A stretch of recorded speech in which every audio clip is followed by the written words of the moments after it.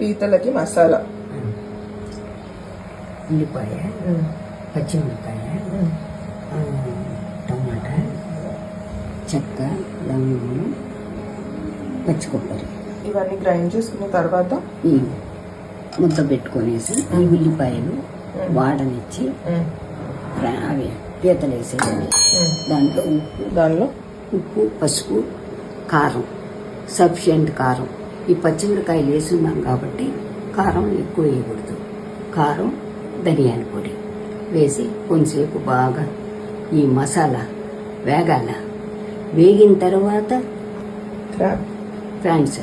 Crabs వేయాలి. ముందుగా వేస్తే మసాలా అందులో దూరి పచ్చివాసన వస్తుంది. అందుకని ఆయిల్లో ఈ మసాలా వేగిన తర్వాత ఈ క్రాబ్స్ వేయాలి.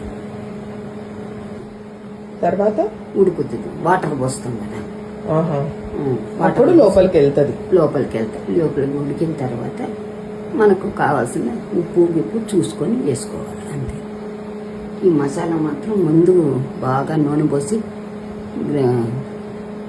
ఫ్రై చేసుకోవాలి, పచ్చివాసన లేకుండా. ఇది అది అంతా.